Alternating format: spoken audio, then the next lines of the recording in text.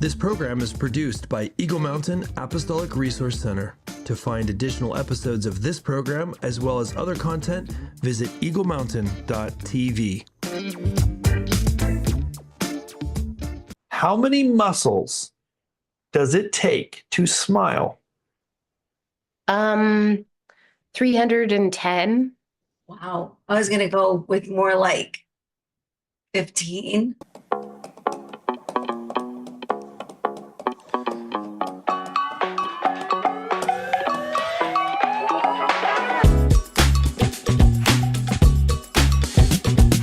Hey everybody, welcome to Together We Build. My name is Mr. Sin. You apish, beast-eating abomination. Are you kidding me? Okay, here we go. What is a group of pigs called? A potluck? How are you doing there, Foxy? Finding out what you're doing after this show. Maybe we could go grab some drinks or something. What do you say? No, thanks.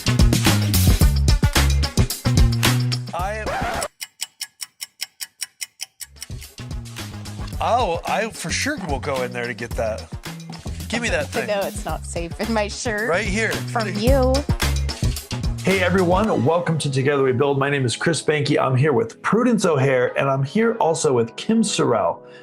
Kim, I'm so excited that you have carved out a little bit of time to be with us on the show today. I'm super excited about getting into it. And in the pre-show, we were just chatting about how you're in Michigan, and that means there's a lot of snow there, doesn't it? Yeah, I'm very close to Lake Michigan on the west side. And so lots of lake effect snow. Lots of snow. Man. So how long have you been in Michigan? My whole life. Okay. So do you like it? I do. It's beautiful. I like the seasons, which is nice, right? Yeah. But I also like to go away when it's this cold. So I'd rather be in Florida, somewhere warm right now. Yeah. Yeah. I mean, the nice thing is we live in a time where you can do that. I mean, think about if it's 200 years ago, you'd be stuck right there, no ability to go out. And I'd be freezing because 200 years ago, I don't think there were furnaces. Like it would be so cold. No, there were not. There were not. Okay, so Kim, you have children. I have a passel of children. I have five children. Wow. And 11 grandchildren. Oh boy. Do you get to live around them? I live by a couple of my kids and 5 of my grandkids. The other 6 are too far away from me. I swear, Prudence, that when my kids were 4 years old, I made them sign a paper saying they'd never move more than 2 miles away. But they did. They moved anyway. I can't find the paper. I know, it's terrible. Oh my goodness. A passel, like officially, a passel is definitely 5. I think 4 is a lot, but a passel is definitely more. That's what I'm going with too. When we travel as a large crowd. It's like we could be our own tour. Have you ever been able to go anywhere with a whole bunch of the kids and the grandkids, like a double passel? Like, have you done that? Yes. Yeah. We've gone to Disney World. Oh my goodness. That is all the way. Yes. That's serious. So how many was your group at Disney World? 18. Oh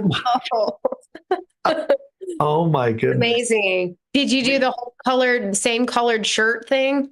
We didn't. That probably would have been wise. Maybe we would have not lost anybody because then we got down to 17. Who knows where he is? Probably on It's a Small World or something. But it all worked out okay somehow. 18. That's amazing. That is amazing. Yes. Well, I'm looking at all this information about you. I'm so glad that we're on the show together. We're just meeting Kim for the first time, but this says, I'm a cancer surviving, entertaining widow and an expert on love. I dish up inspiration with a side of humor and a life application for dessert. That is absolutely fantastic. I love that. What do you think about that, Prudence? Oh, yes. You're my kind of woman. I think that's amazing. Okay, so let's see if someone like that can beat you, Prudence, at trivia. What do you think? Okay, let's see. Okay, so geography. Kim, That always makes me feel very small. listen, I gotta just do what's on this website, this random trivia website. So I just have this random trivia, and we're gonna start with this one, which happens to be question number 45. Okay. What is the national dish of Italy? Oh, well, Don't overthink it. I would Pasta. guess pasta. Okay, so Kim says pasta. Prudence, what do you say? Pasta? You guys both score 100%. It is pasta. Yeah. And I feel like that's kind of lame trivia. Like it should, like, it's Yeah, I was thinking, too was it lasagna? You know, what Yeah, kind too of obvious. pasta? We But- know it's not spaghetti with meatballs because that's not actually a real Italian dish. That's something Americans made. Okay, here's the next one. So you guys are so far tied. Okay, Okay. here we go. What is the world's largest land animal? Oh, an elephant? Yep, you guys are both right. They say African elephant, but like I think just elephant is a totally so far you guys are tied. You're both lining up in the super genius category. So congratulations. Thank you. Okay, Prudence, you're not going to like this. Kim, I don't know if you will or not, but what planet in our solar system has the most moons? Yeah, no, I don't really like that. I have a son who works for NASA. Can I call him real quick? You can't. If you can get them, if you can get them. Hey, what planet? What Did, planet? Has the most moons? I'm going to guess. Oh, go ahead. I'm going to Prudence. say Pluto. Pluto.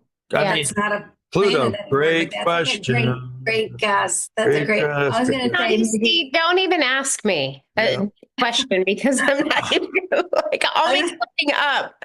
Clown world. I'm going to go with Uranus because I know that one of the moons Yeah. is named Cordelia, and I'm Okay. going to go with Cordelia. So It's not. It's Jupiter, but it's. I'm going to give you, Kim. I'm going to say you're the winner here because Jupiter's the right answer. But Pluto, when we all grew up, Pluto was a planet. But like later on, like I think 10 years ago, they decided that Pluto wasn't really big enough to be a planet.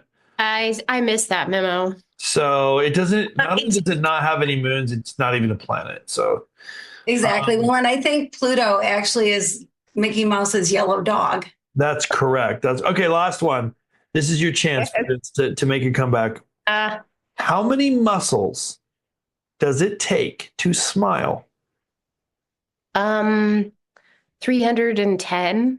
Wow. I was going to go with more like 15.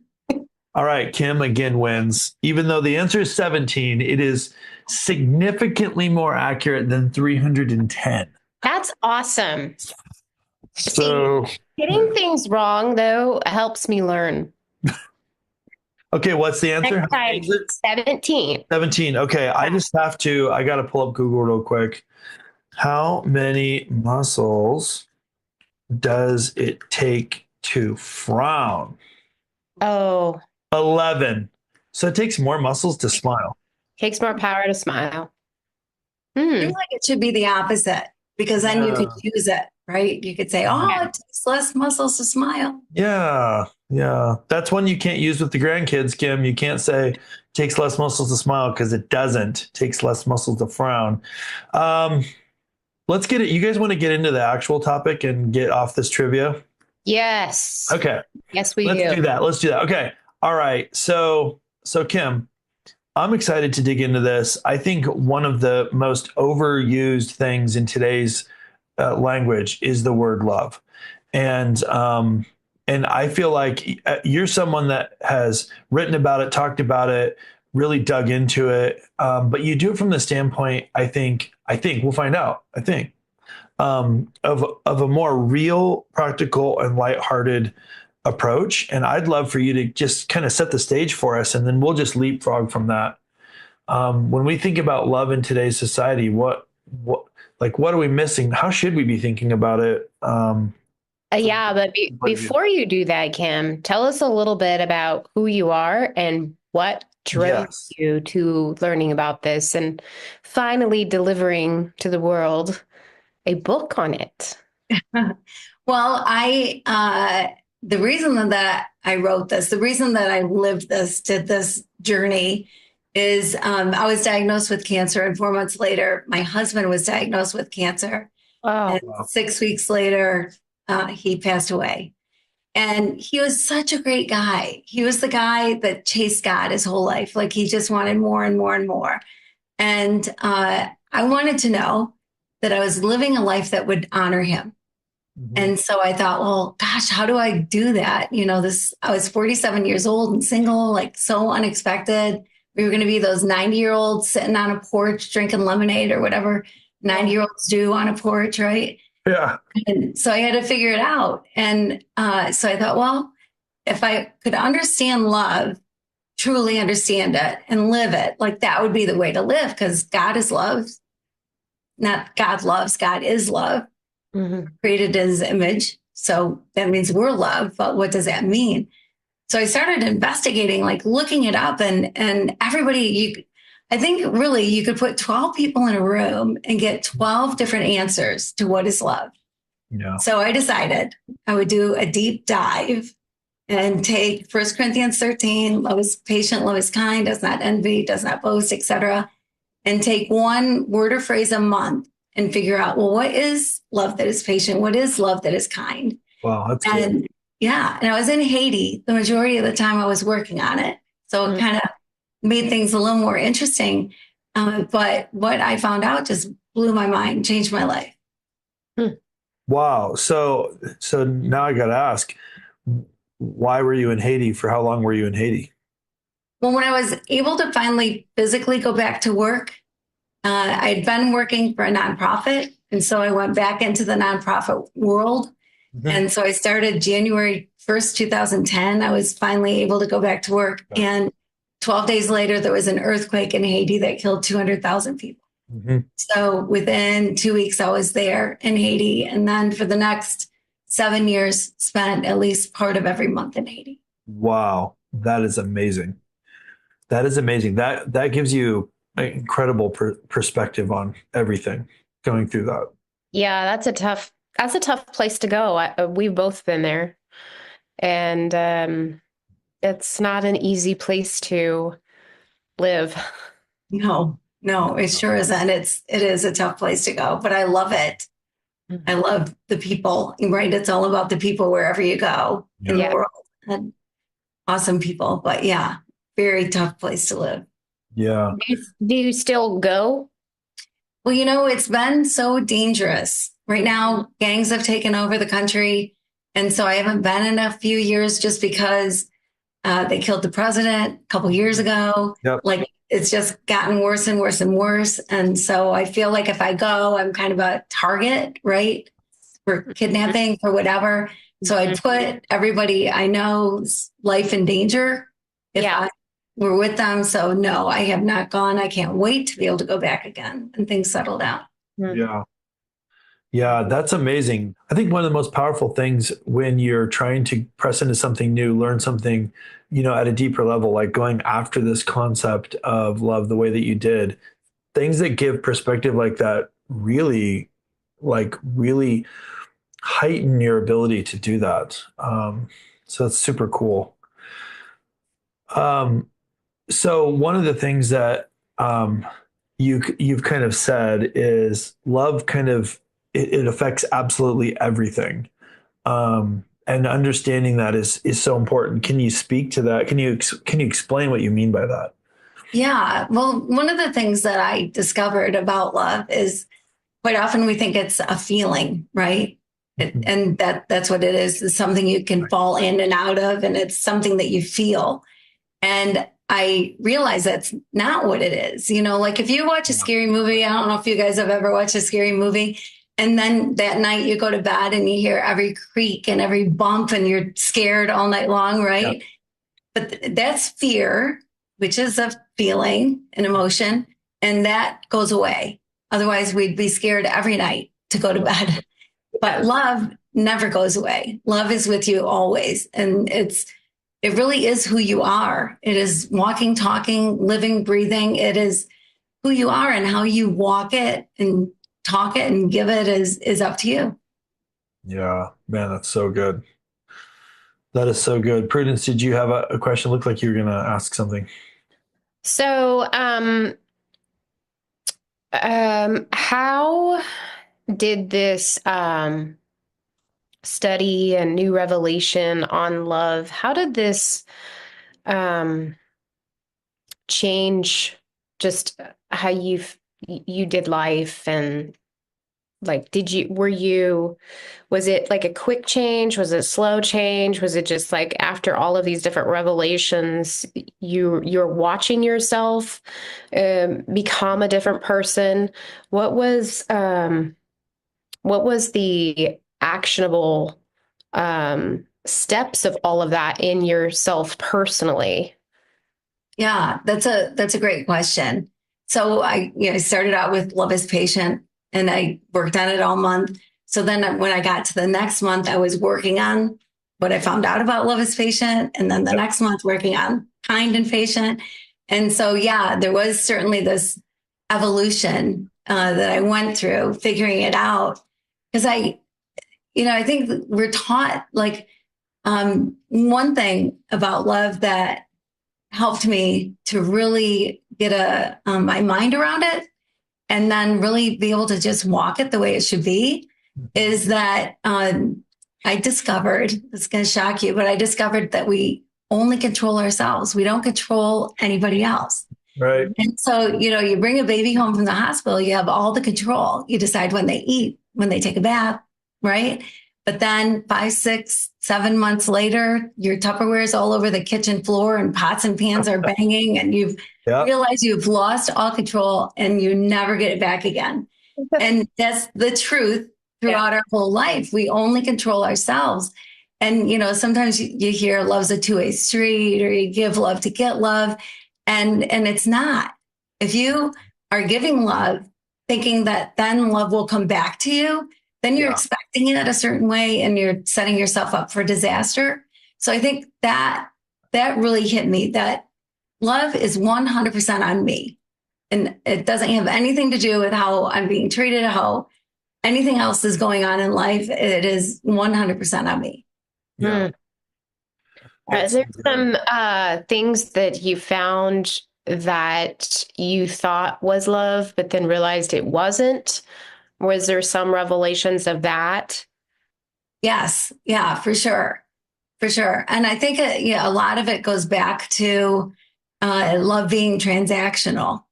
And it's not. I mean, it's not transactional. If I give you money, you give me a pair of jeans, that's a transaction. Yes. If I give you love to get love, then it's not love, right? And so it's interesting how we think of love as the separate thing from us, when really it is us, right? And so so definitely there were things that I used to think were love that I went, wow, man, that's not love. Or I used to think too that you had to like people to love them, and you don't. The good news there is you don't. Good news. It's really good news. That is good news. You're not going to like everybody, right? Like, it's not going to be your best friend, but you can still love them. Yes. And the world often doesn't see it that way. You see that you got to include that too, or it isn't love. Yeah. Right. Yeah. That's so, good. I think that really going on a personal journey to discover what we think is love is really important.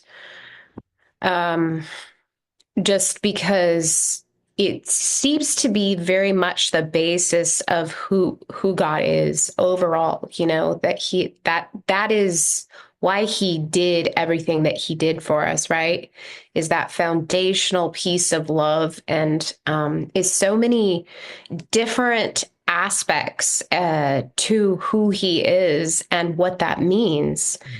And tell the audience why it's so important for them to dive into this specific subject and grab a hold of what love means in God's eyes. Yeah. Well, I think sometimes we complicate it, right? Because there's different words for love, agape, et cetera, right? but it doesn't have to be that complicated. Yeah. Love is just something you are and you give and you live. And so it doesn't have to be something that we're like, well, I love you with agape love, but I love you with some other kind of love. Like Right. it's okay to just love people, right? And I think it's just it's so life transforming for so many reasons. It's so freeing when you know the real truth about love. Because you've probably heard I've heard people say, oh, I love everybody, right? You hear people say, I love everybody, but those darn Democrats or those silly Republicans, right? Yeah. Oh, well, yeah. then you don't love everybody. And right, those are clubs people belong to. They're associations they're in. It's not who they are. You are who you are, period. Like I should be known as Kim, not Kim the dog walker, Right. whatever. Blank. Yeah. Yeah. Yeah. I love that. So you're saying that love should be tied significantly more to our identity than it usually is in our culture. Is that kind of how you're saying it? My gosh, that's such a great way to put it. Yes, 100%. 100%.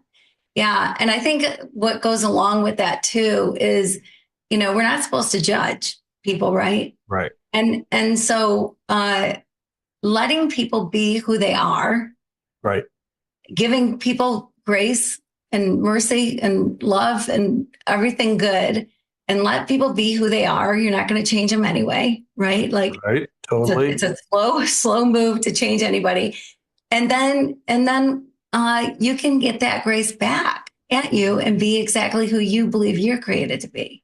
Yeah, that's so good. I love that.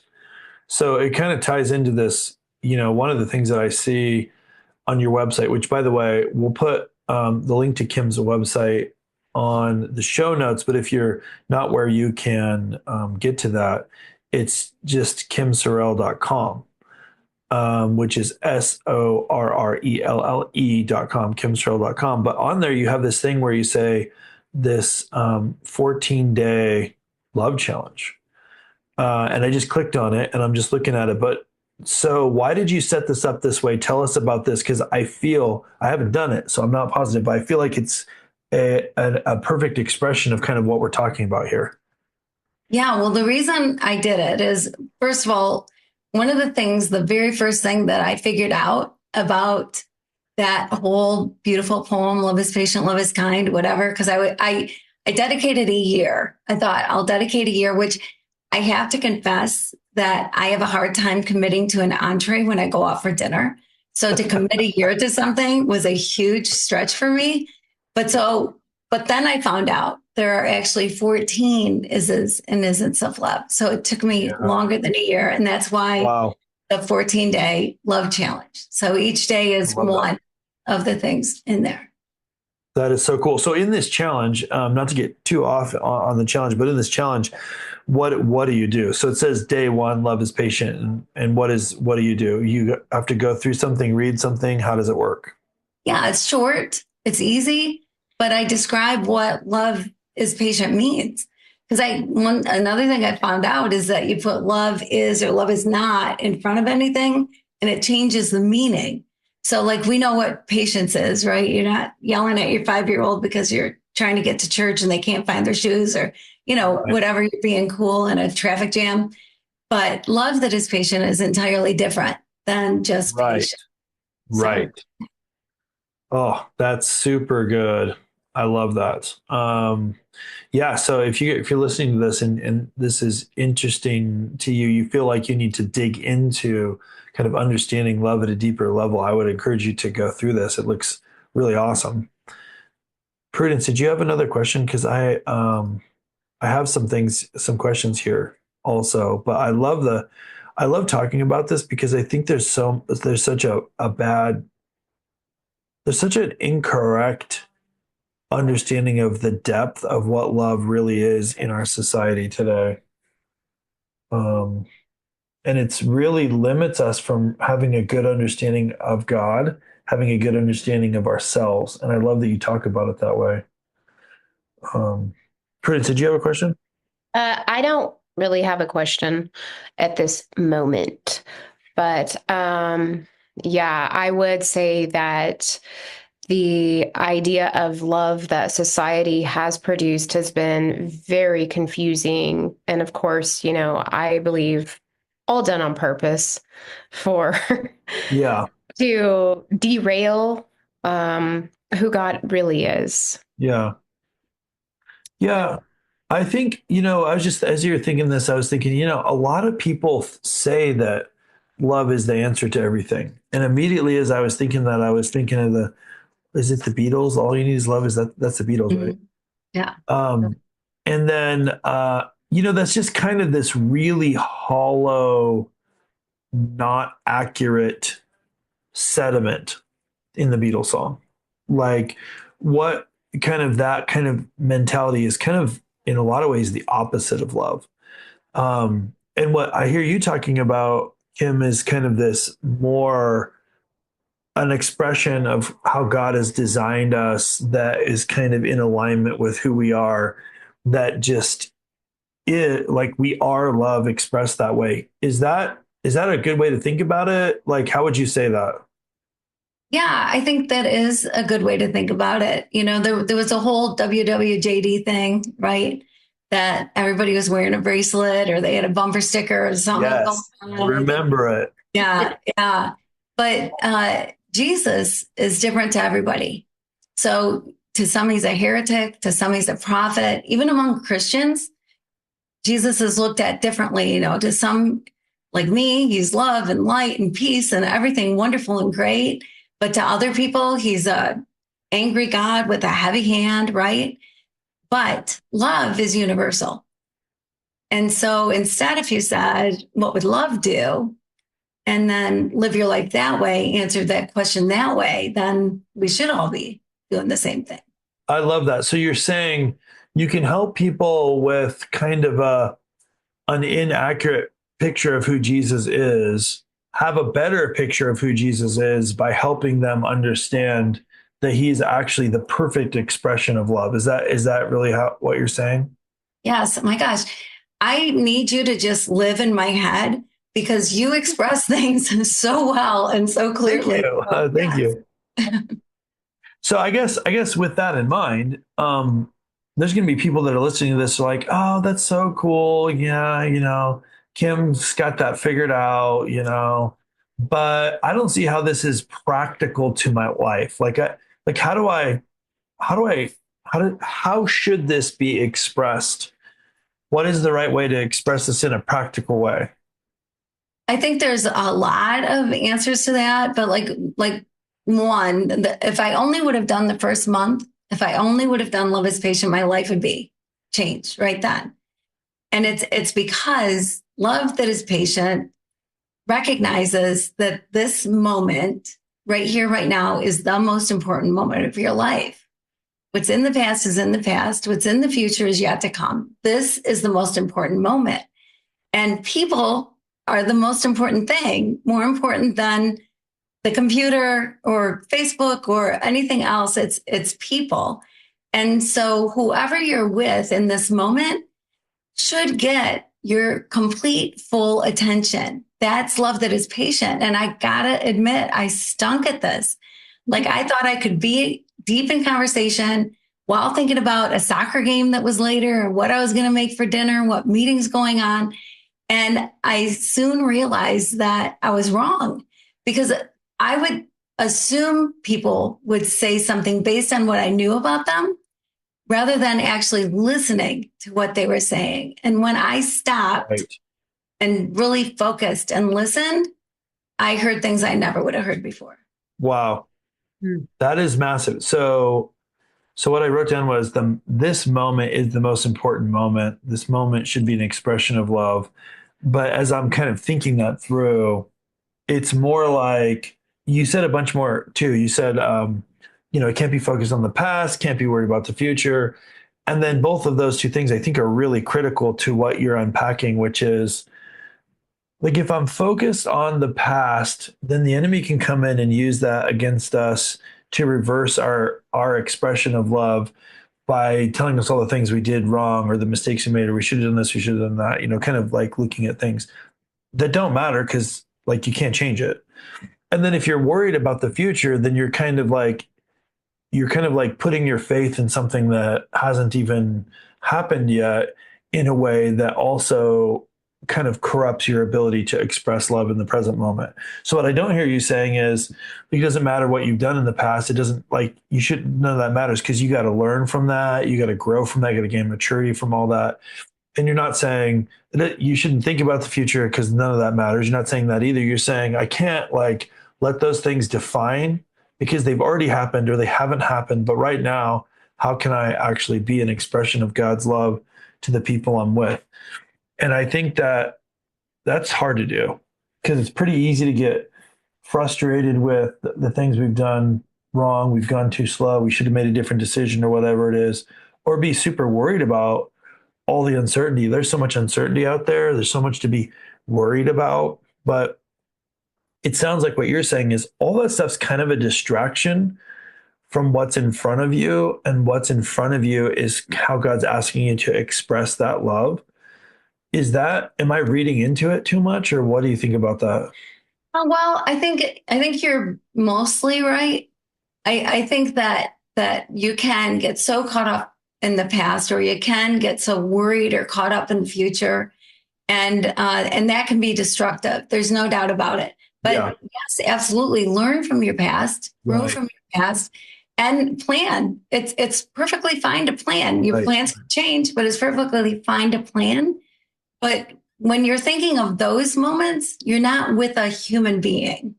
It's when you're with somebody to just be fully focused in that moment and on who you're with is showing love. Yeah. To be able to express well, you have to be present, is what you're saying. Yes. Yeah. That's so good. So good. So inside your book, Kim, what will people find in a nutshell? Well, they'll find out that I'm not always the smartest person in the world. Like, I have a friend who tells me that I'm the dumbest smart person she knows because I don't always make wise decisions. And so, I was chased by a motorcycle gang. I slept outside with tarantulas and snakes and whatever. I mean, some things that I did that happened in Haiti while I was going through this, I probably should have made better choices on some things. And so they'll find that for sure. But you're here to tell the story. So it seems like it's worked out. Right. I lived through it, learned from it. What I really want people to find is what love is, the true definition of love. And because each one is different, right? Yeah. Love is patient. Love is kind. Kind is different than kind. And it's different than love that is patient, and so on and so on, right? On and on. So to find those answers is freeing. To live a life where you recognize that Jesus said, they asked him, well, gosh, how do we know when we're sinning? There's whatever it is, 672 laws in the Old Testament. How do we know? What are we supposed to do? And he said, love God and love yourself and love everybody else. That's all you have to do. It's all we have to do. It really is all we have to do. So just love and not judge, right? Just love. And so when you do that and you realize you're not changing people, you don't have to give unsolicited advice. Whatever, you can let people be who they are, just let them. And when you do that, it's just so freeing. You're just free to be you. I love that. Kim, thank you so much. You guys listening to this, the book is Love is a year-long experiment in living out 1 Corinthians 13 love. I'm super excited about that you wrote this. Definitely you guys need to check it out. Go to her website. We'll put all this info in the show notes. But as we're kind of wrapping this up, Kim, what are your final thoughts? What do you want to leave people with as we kind of wrap this up? Because this is such a profound and deep topic. We could probably do 5 more episodes, but what do you want to leave people with as we kind of wrap this up? I'd go back to WWLD. What would love do? So before you react, or before you get angry about something, or before you make a judgment about somebody, just think, what would love do? And try to react that way instead. That is so good. That's awesome. Prudence, anything else? No, this has been great. This is a subject that I think all of us need to be polished on. Yeah, absolutely. So thank you so much for writing this book, Kim, and I'll have to get a copy and read it myself. Yeah. I think that this is a subject that, we're going to be adding to the knowledge of what love is all of our lives. If we're paying attention, there's always, you'll probably have enough to write another book. Yeah. Right? So, yeah. Good. All right. Well, Kim, thank you so much for being on here. If you're just finding this for the first time, you can find more episodes of Together We Build at chrisandprudence.com. You can download our app. You can find that in the Apple and Google stores as well. And you've definitely got to go to Kim's website. All that info is in the show notes. But again, if you're driving, you can't read the show notes. If you go to kimsorrelle.com, KIMSORRELLE.com, there's links to everything in there. You can find the book on Amazon. I recommend that you do. I just ordered a copy while we were on here from Amazon. So definitely you should do that as well. Kim, thank you so much for spending time with us today. It's been awesome. I think if you're listening to this and this resonates with you, share it with someone. But ultimately, you owe it to yourself to dig deeper into this. Like Kim said, God is the perfect expression of love. Jesus is the perfect expression of love. So you owe it to yourself to dig into this, learn more about this. It's super, super important for us to be able to have a good understanding of how he made us and who he is. So you can't get enough of that. And that's all I got. So see you guys on the next one. Kim, thank you so much. And we'll see you guys around.